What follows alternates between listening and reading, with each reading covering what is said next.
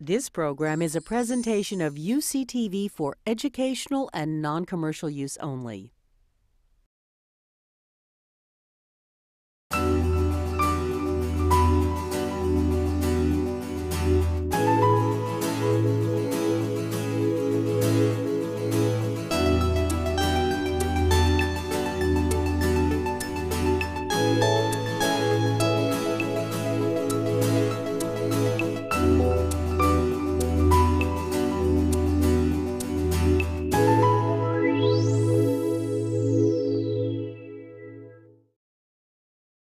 Let me say something about our distinguished lecturer.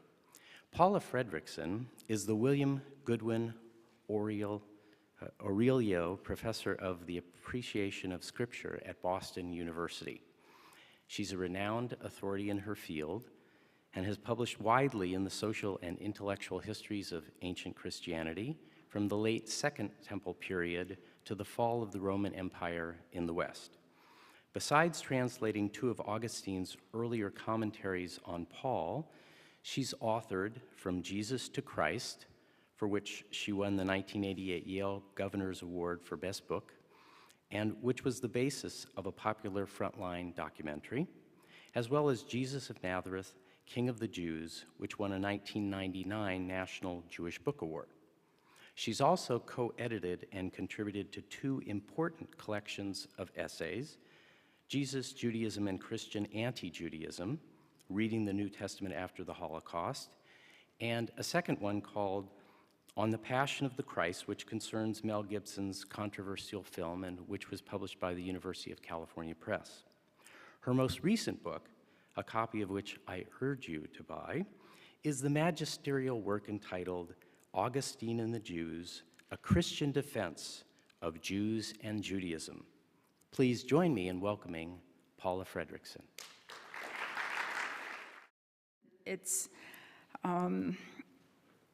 sometimes a little difficult to try to sum up in 40 minutes the conclusions that I came to after wrestling with the particular angel of Augustine's views on Jews and Judaism for what turned out to be 15 years when I tried to remember the difference between when I first got the idea and when I finally held the book in my hands, which was only a few weeks ago. The title might give you the impression that what the book is about is Augustine's deep innermost feelings about some of his best friends who might have been Jewish. That's not what the book is about. The book is about how Augustine read the Bible. And it's as a result of how he read the Bible that he came to the religious conclusions that he did about Jews and Judaism. But it was also because Jews not only are an idea in Christian theology, given that the greater part of Christian scripture is the Jewish scripture, the Old Testament part of the Christian Bible, Jews are not only a theological idea within Christianity, Jews are actual people. They were actually neighbors and fellow residents of Roman North Africa when Augustine was a bishop. And Augustine lived at a turning point in Roman history where, with Constantine's idea to become a patron of one particular church denomination, that particular denomination became empowered to have a say about Roman policy toward other communities.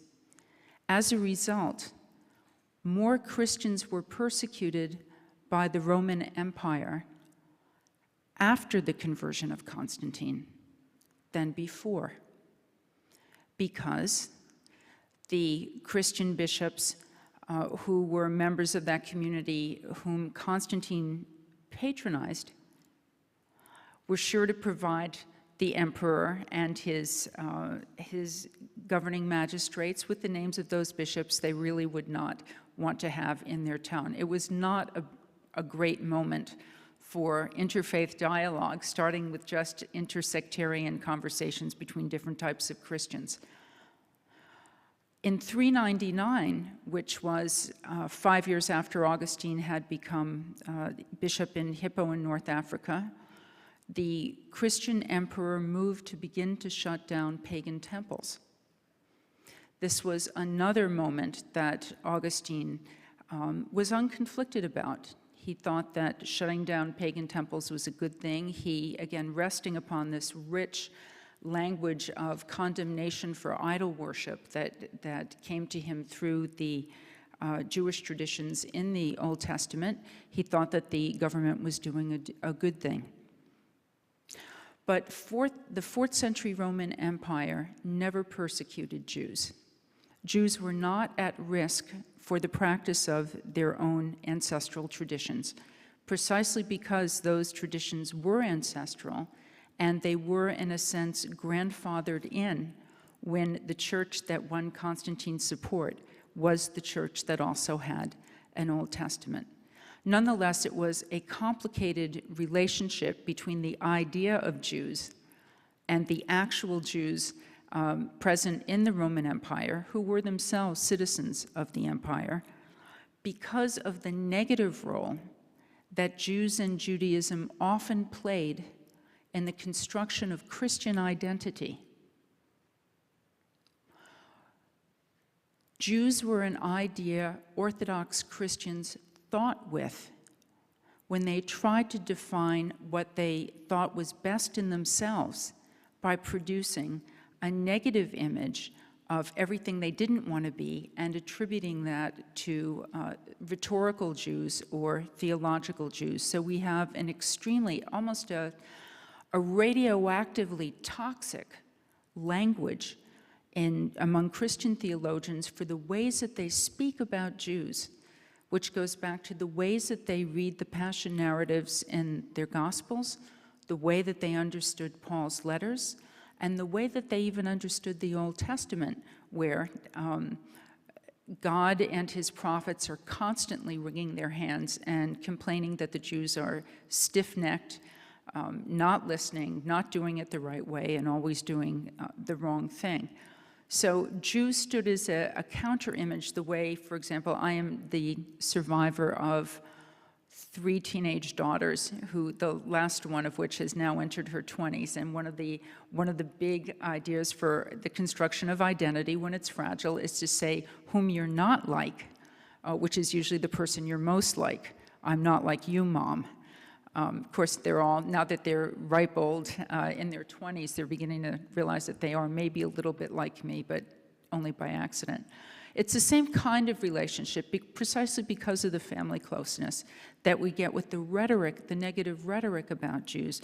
The amazing thing about Augustine is while he is in the thick of this political moment where the Christian Roman government is embarking upon the principled persecution of religious minorities, Augustine, for theological reasons, because of the way he reads the Bible, comes up with a completely different theological Christian understanding of the roles of Jews and Judaism in the salvation of the world.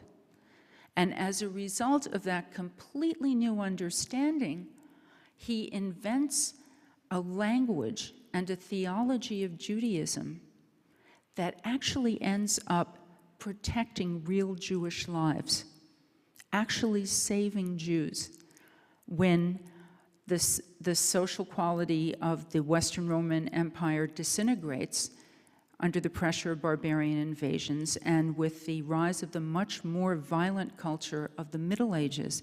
It's in the Middle Ages that this theological idea that Augustine had happily is applied socially by other churchmen educated in the Augustinian tradition so that real Jewish lives are saved. And that's really the story I want to share with you tonight. And if you look at our handout,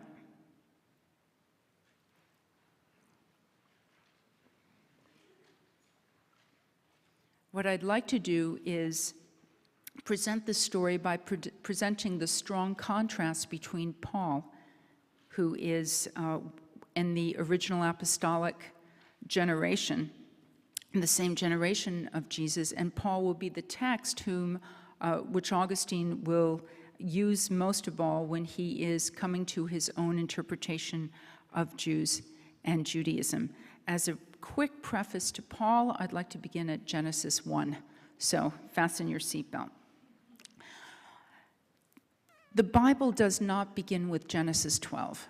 Genesis 12 is Lech Lecha, the calling of Abraham, the beginning of the birth of Israel as a nation. The Bible begins with creation. It begins with Genesis 1. And if we think of the organization of biblical books according to the Jewish order, not according to what will later be the Christian order, but the Jewish order of books, which Jewish congregations refer to as Tanakh, the Torah, the prophets, the Nevi'im, and the writings, the Ketuvim. What we see in the way those books are organized, the way they develop a continuous narrative, a story about God's relationship with his creation, we see it going in two cycles. The first is a cycle that begins with Genesis and ends in the last book of the first 5 books. It ends at Deuteronomy, where God has predicted to Abraham that his descendants will be slaves in a land not theirs, and then the rest of the story from Exodus, Leviticus, Numbers, and Deuteronomy is about the redemption from Egypt, and the realization of God's promises of redemption is given a narrative finish when the children of Israel, all those descendants of Abraham, stand at the east bank of the Jordan, ready to go into the promised land. And that's the completion of that cycle. But the Tanakh goes on to tell the story and provide the literature of what becomes a second cycle of enslavement and redemption. And that begins with the story of the rise of the kingship, the monarchy, the foundation of Jerusalem as a center for the worship of Israel's God, the foundation of the Davidic monarchy, and then the story of the exile. And with the story of the exile, particularly the exile in Babylon, there is the promise that God will bring the people back to the land, so that in the way that the Bible ends according to the Jewish order, the last book in the Bible, if you look at it as Tanakh, is Second Chronicles, and the last line is spoken by Cyrus, the king of Persia, who gives permission to the children of Israel to go back home, to go back to Jerusalem, to rebuild the temple, and to worship their God. So that in the Hebrew text, the very last word of the Hebrew Bible is Ya'al, go up, go back, go home. And that completes the second narrative cycle of that concept of redemption.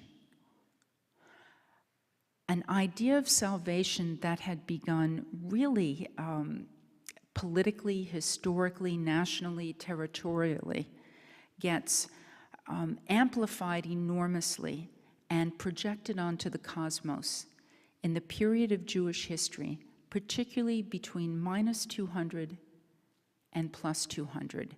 There's a particular interpretive arc. We put the Dead Sea Scrolls in that period. We put most of the New Testament writings in that period. There are lots of apocryphal writings in that period.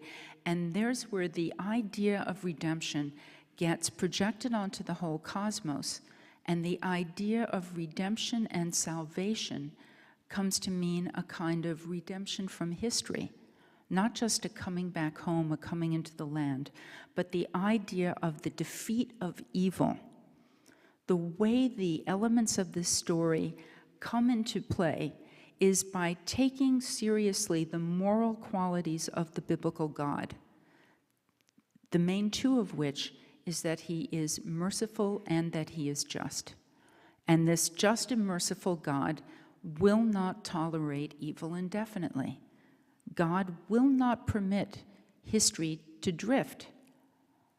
so that if the signs of the time, if you know how to read them, are particularly bad, that means that God is about to step in and intervene in history. This is, of course, precisely the atmosphere that gives rise to various kinds of messianic speculation and various types of visions of not only the redemption of the children of Israel, the redemption of them from exile, but also the idea of the resurrection of the dead, which is God's chance to make good on his promises to even the lost generations.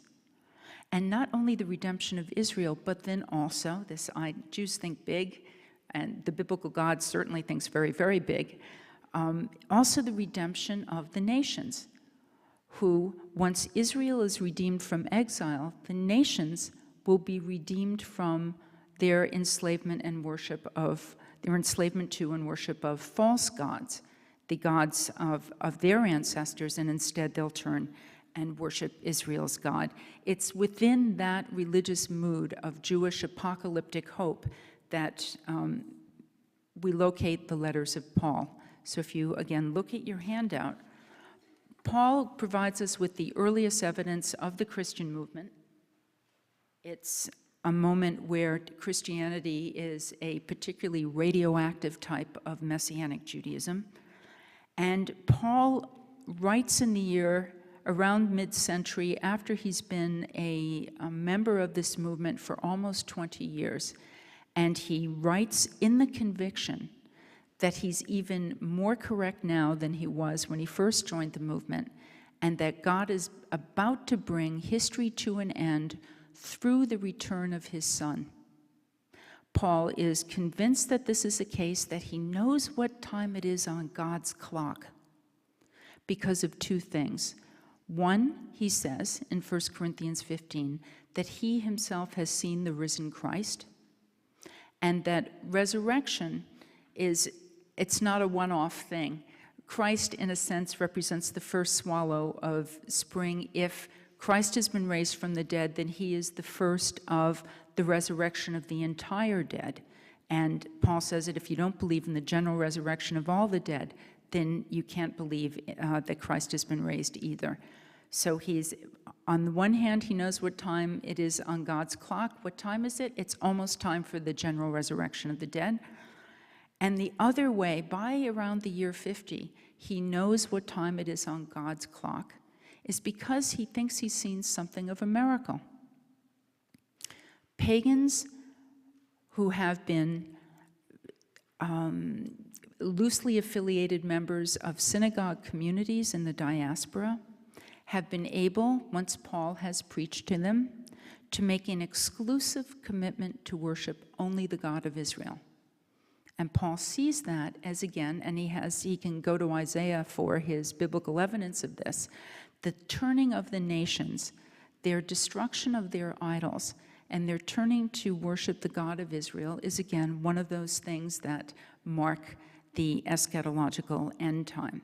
So if you look at our first page, that's a harvest of 4 quick citations from Paul's letters. The first is the earliest one we have from him. All Paul's letters are addressed to pagan communities, not Jewish ones. In 1 Thessalonians, you turn to God from idols, to serve a living and true God, and to wait for his Son from heaven, whom he raised from the dead, Jesus, who delivers us from the wrath to come. So there's this idea that not only that Jesus came once and he was crucified and he was raised, but as a result of his raise, in essence, we're changing that double spiral of redemption narratives and putting it like this instead. He came down, he died, he was raised, and he's going to come down again, which will mark the general resurrection of the dead and the defeat of evil. Again, 1 Thessalonians, the living and dead will rise to join Christ when he descends from heaven with a cry of command and the archangel's call and the sound of the trumpet of God. It's a nice galloping iambic pentameter. It's Jesus coming the way a Messiah was supposed to have come the first time, but he's going to come that way the second time. And Paul says, and we who are alive will be caught up with him. My citation from 1 Corinthians 15, he talks about who inherits the kingdom of God, and he says, the unrighteous and the sinful will not. He reminds his community that the time has grown very short. And then he gives a description of what Christ's wrap-up is going to be like when he defeats all the powers of evil. And then all the dead will be raised, and the living will be transformed. And then he says, we shall not all sleep, but we will all be changed. The trumpet will sound, the dead will be raised imperishable, and we will all be changed. And in the last letter we have from him, in Romans 13, he tells this congregation, almost as if he's reminding them, though he hasn't been to Rome yet, you know how late the hour is. Salvation is nearer to us than when we first believed. The night is far gone, the day is at hand. It's within this context that Paul speaks of the redemption of everybody in Romans. But there's an awkward problem already by mid-first century, which is that most of Paul's kinsmen according to the flesh, he says, his suganoi, literally the people who are his tribe, a lot of them aren't convinced that Paul's right, even though Paul is. So he begins in Romans, this last letter that he writes, by lamenting that most of his kinsmen don't believe. And then he defines Israel in two ways, Israel of the flesh and Israel of the promise. And he reviews three ways in the Bible that God works in history, because history is the particular medium of the God of Israel. He mentions how the child of the promise was only Isaac. Ishmael wasn't the child through whom the promise of redemption passed, but only to Isaac. And even in the case where children have not only the same father, but also the same mother, the story of Rebekah, only Jacob is chosen and not Esau. And also he mentions that God hardened Pharaoh's heart so that his purpose might be fulfilled, that all his name will be proclaimed on all the earth. We're now on the second side of the handout. His point in reviewing this is to talk about how God uses humans in history and how history is where God acts. And then he asks in Romans 11, has God rejected his people being Israel? And Paul, who doesn't suffer from low self-esteem, points to himself as an obvious case. Of course he hasn't rejected Israel. For one thing, I myself am an Israelite. And then Paul explains something that for him is such an anomaly, because what's occurring is so obviously the realization of the promises that are plainly in the Jewish Bible, that the only way he can explain why most Jews don't understand that Paul is right is that God himself is intervening so that they will not understand. He says here, at the present time, a remnant has been chosen by grace, referring to himself and other Jews who are part of this first generation of the movement. But he continues, I want you to understand a mystery. A hardening has come upon part of Israel until the full number of pagans comes in, so that all Israel will be saved. That's the thought. And by the time we get to the end of Romans, even though Paul in his other letters says sinners won't get into the kingdom of God and the unrighteous won't get into the kingdom of God, by Romans 11, it's like the fourth movement of the Ninth Symphony. Everybody is included, and it's the big picture and the happy ending. So Paul is, in other words, making the statement that for the time being, which is very short,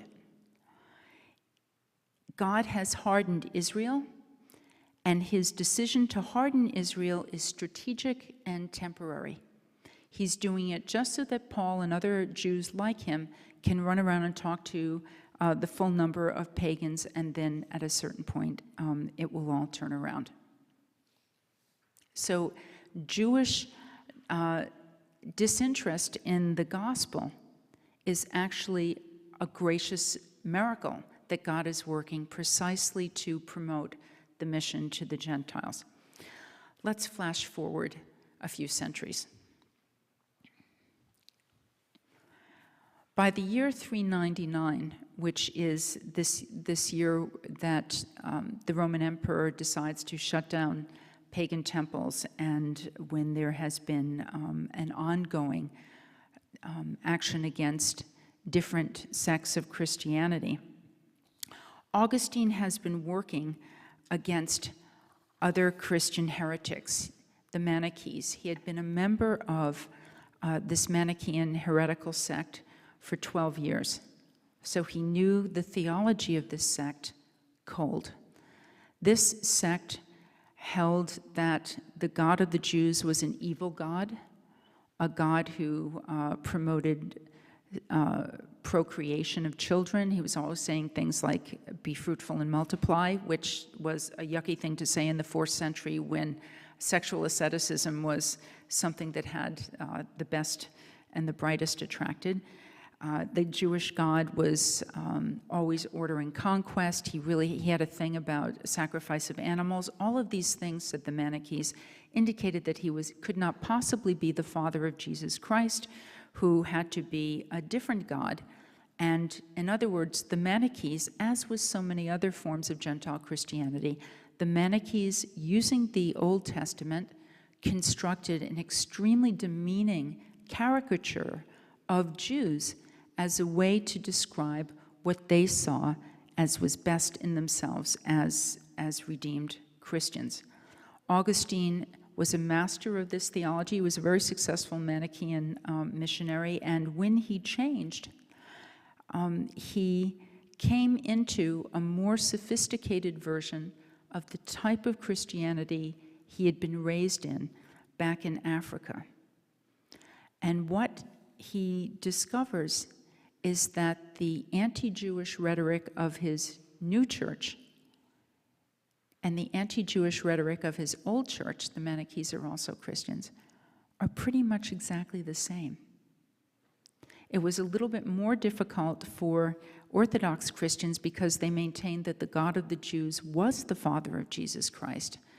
But then they explained that when God gave the commandments, or God through Christ gave the commandments of Israel, when God said, circumcise your children, he was really talking about a spiritual thing, not a physical act. When God said, don't eat shellfish, he was really giving a type of allegory about certain types of things. He wasn't talking about anything as small as how you live your life.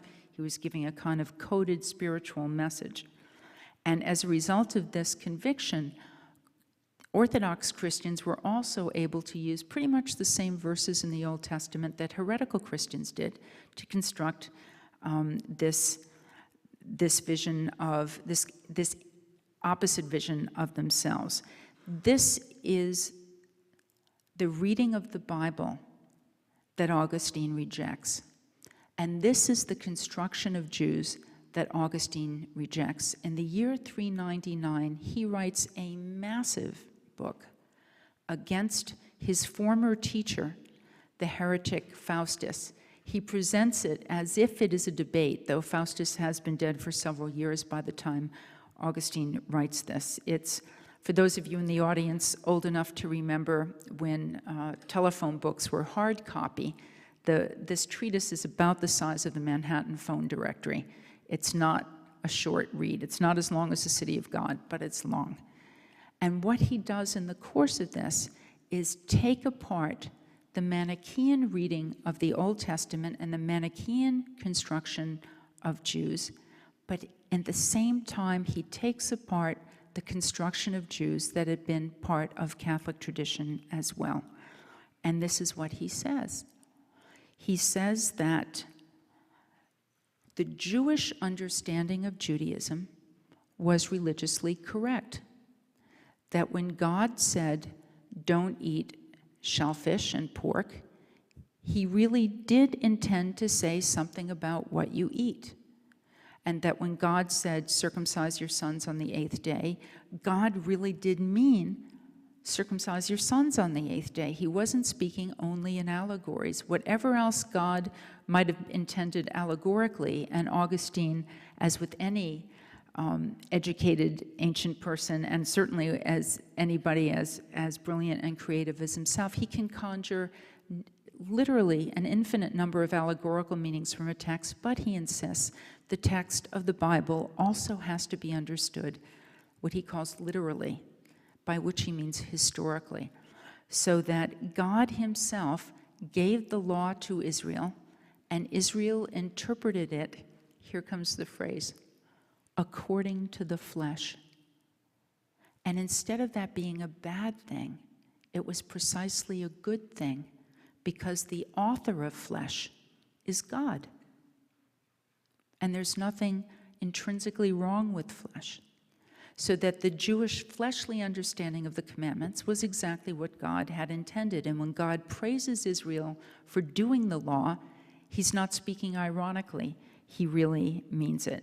That's already, if that had been all that he had said, Dayenu. But he goes on. He says that, furthermore, that Jesus and Paul, and in fact, all of the original disciples, were themselves observant Jews. Jesus was an observant Jew all throughout his life, he argues, and Paul and the apostles were observant Jews, including after the resurrection of Jesus. More than that, he says, the first generation of Gentiles who joined the church Judaized.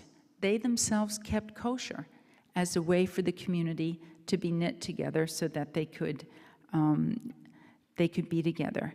And that, at this point,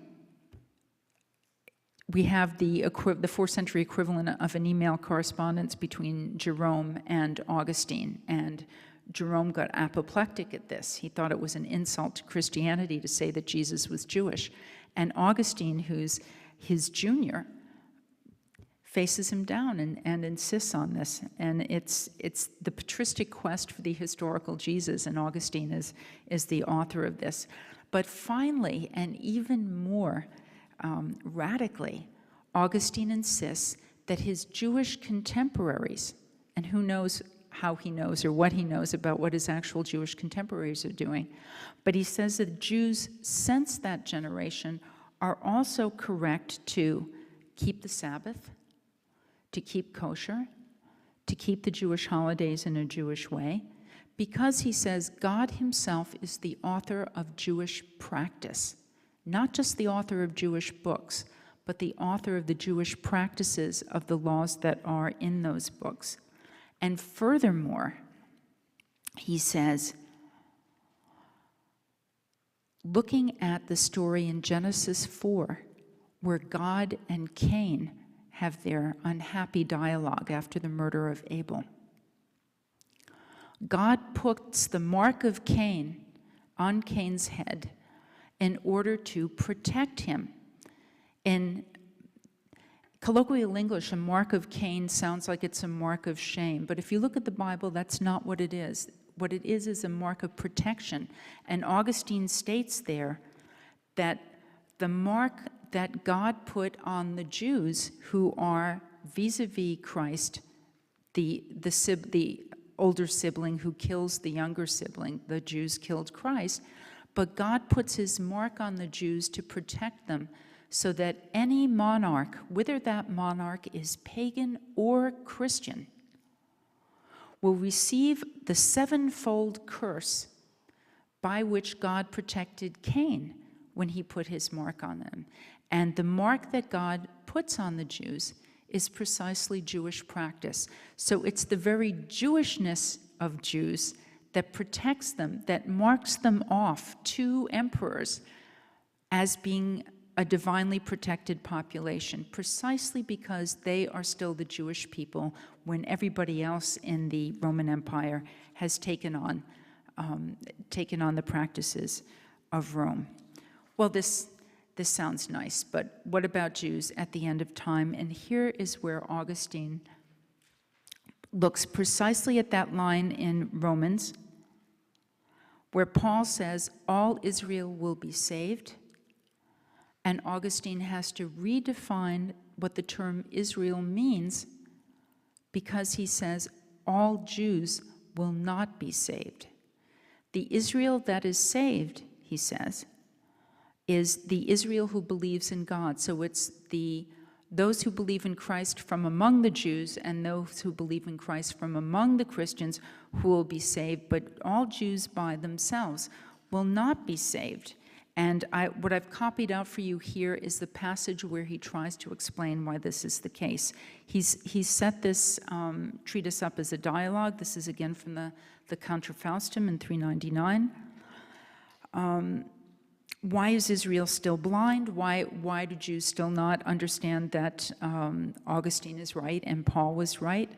And if it's because God himself has hardened their hearts, which is what Paul says, then how can Jews possibly be held morally culpable for not being Christians if God himself prevents them from becoming Christians?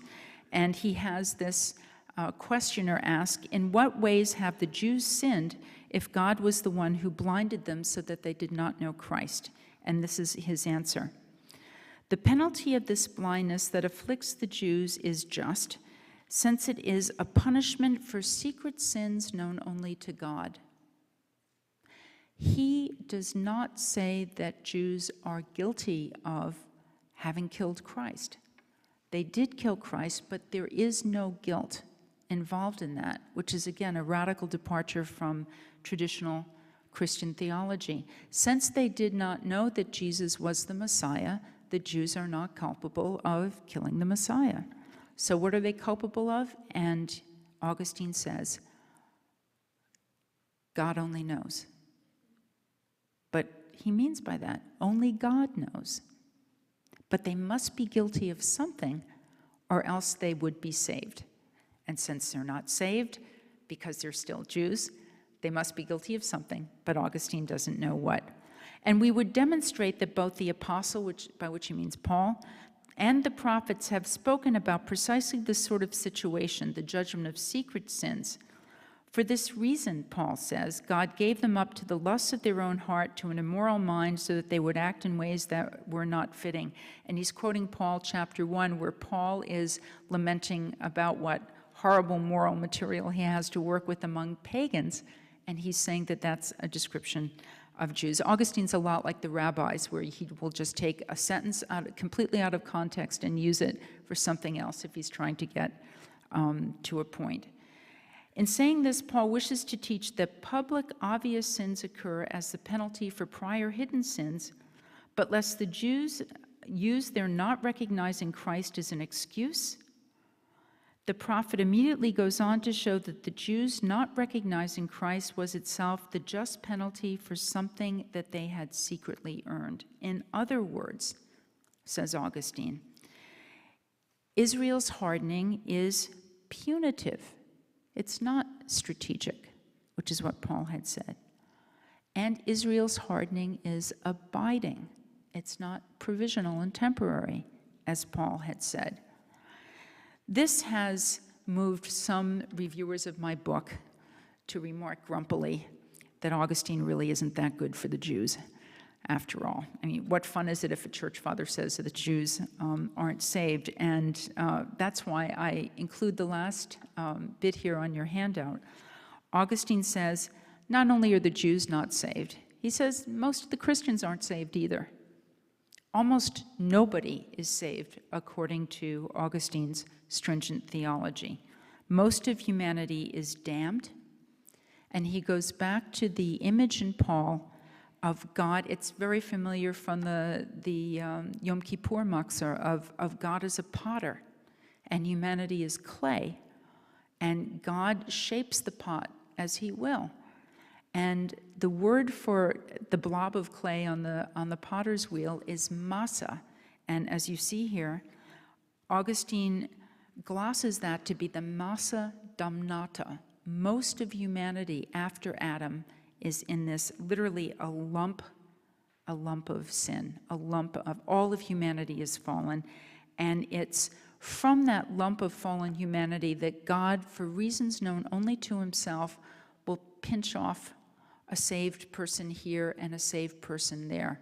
But for the most part, not only are Jews, but also Gentiles, including Christian Gentiles, including Catholic Gentiles, are also not among the saved. Heaven is not going to be, or Augustine's heaven is not going to be very crowded. If you look at our last quotation, it's from the City of God. So this is an idea he's repeating toward the end. He dies in 430. This is written around 428. Again, looking back to Romans 9, the whole of mankind is a condemned lump. For he who committed the first sin, Adam, was punished, and along with him all the stock which has its roots in him. The result is that there is no escape for anyone from this justly deserved punishment, except by merciful and undeserved grace. God saves completely as a gift. Many more are condemned by vengeance than are released by mercy. And, lest any of you think that Augustine just sounds like another grouchy 4th century church father, I will remind you of the scene of his death, which his biographer recorded, where the last 4 days of his life, Augustine had a fever, requested to be left alone, had 4 penitential psalms copied out, poster-sized, hung on the wall so he could read them from his bed, and would allow somebody to come in simply to give him water. But he spent the last 4 days of his life thinking about his own sins. He was repenting because he was going to the God that he had constructed.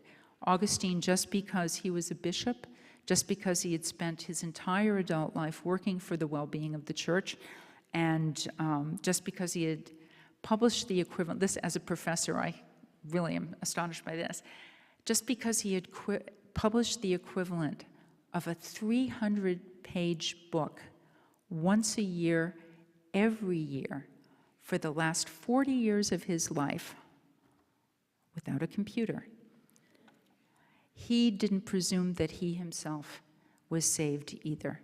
So, does this mean that Augustine was good for the Jews? In his own lifetime, Jews were not in danger of being persecuted. But because of this teaching, which came together because of the reasons particular to the 4th century, Augustine left behind a teaching that in the crueler, later, bloodier days of the Middle Ages would actually be invoked by Christian churchmen to prevent the slaughter of Jews in medieval Europe. And that's the story I wanted to tell you tonight. Thank you.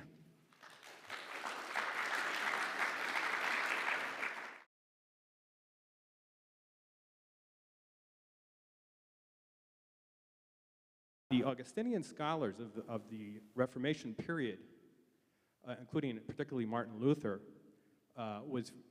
found the eschatological parts of the Bible very distasteful. And in fact, the big defect of mainline Protestant Christianity is that it has really no theology of the end-time revelation, precisely because of Luther, and Calvin was pretty much the same. They poo-pooed it. So that slack is being taken up by these knuckle-draggers from Arkansas. Could you contrast how Orthodox Christianity, meaning, like Russian Orthodox, Father Thomas Hopko and those guys, could you just contrast this Augustinian view of Israel, which of course is actually, there's 100 different versions of it, depending on who you talk to, but nevertheless, there's a sort of a common thread of Augustinian appreciation of this kind of Pauline entitlement for Israel. We all kind of have to respect that, no matter how freaked out we are about what's been going on for the past couple months. We all feel Israel is special. How do they feel, in Russian Orthodox, in the 3 different? I remind you that I am much more at home in 4th century Rome than I am in 21st century Russia. But the question is really, you asked 2 different questions. One is about the privileging of Israel as a theological concept within Christianity. of whatever stripe. And the second point you mentioned was about eschatology, which is, again, one of the shop words for this vivid belief that the world is coming to an end. One of the reasons Augustine came to his conclusions about this extremely restricted salvation is because he isn't staying up late at night waiting for Jesus to come back either. He makes very strong arguments against that type of temperament. He favors the other passages, which Paul also has, in which the Gospels say that you can't calculate when the end is, and so on. And as a result of that, he's dealing with a more static picture. And for that reason, there's a kind of break in the dramatic thrust of the story, and you end up with this static slice of who's saved and who's damned. I should add that those of you who are familiar with rabbinic writings, Mishnah Sanhedrin 10, there's a very similar move where the Mishnah says, all Israel has a place in the world to come. And then there's immediately a list of the exceptions, who turn out to be those who disagree with what the rabbis are saying. So it's once you let go of a kind of eschatological drama, there's not as much of a thrust toward the big happy ending, and that's part of it. Augustine isn't an authoritative figure in the Greek East, and he doesn't have anywhere near the influence that somebody like John Chrysostom, his contemporary, who wrote terrible sermons. That's really the question. And can you tell us what do those folks think about all this? Standing on Lake, what do Orthodox Christians, Greek Orthodox and Russian Orthodox Christians? If they don't have the Augustinian influence, they're going to have a vastly different theology. Well, it's Christian, so it's not, I mean, there are things that are alike and things that are different, but Chrysostom was in one of those, wrote in 4th century Antioch. Apparently his was a happy interfaith neighborhood. Everybody was happy but him. Because we have this series of sermons that come from right around the Jewish high holidays in the fall, where it's a little bit like yelling at the students who are in your class about the students who are skipping the class. He's yelling at his congregation who is in the church about the members of the congregation who have skipped church because they're at the Yom Kippur service or because they're helping friends build a sukkah. So there he is complaining against the effects of Judaism on Christians. And it's those sermons that end up going into the bloodstream of Eastern traditions of Christianity, and it's a much more negative strain. Thank you for your question. Yes? I've understood that the Greeks and maybe even Plato had a big influence on Paul. Is there any influence that maybe Augustine had also, or relationships to Stoicism or Greek philosophy? What kind of classical Greek pagan philosophy has influenced both Paul and also Augustine? Well, more like the Stoicism and asceticism of the Greeks, of denying pleasure, because Paul wasn't he related to the Greeks? Yeah, he was a Greek-thinking Jew. Did that have any influence? Sure. Maybe Augustine? Sure. The fact that Paul was reading, Paul stands in a different biblical tradition from Jesus. Jesus would have understood the Bible in Hebrew or in Aramaic. Paul's first biblical tradition is the Greek Bible, and the Greek Bible is a different text. A translated text interprets the text. For example, the historical Jesus wouldn't have known that Isaiah 7:14 said anything about the Messiah's mother being a virgin, because in his text it would have said young girl. There are significant differences between the Jewish Greek translations and the Jewish Hebrew translations. Paul himself would have been, since he had a reasonable Greek education, some influence. I mean, he privileges spirit over matter. He privileges order over disorder. All of those types of cultural tropes are standard to the type of Greek knowledge that he also draws on. But that has already affected the Bible, because Alexander the Great walks through the Middle East in -300.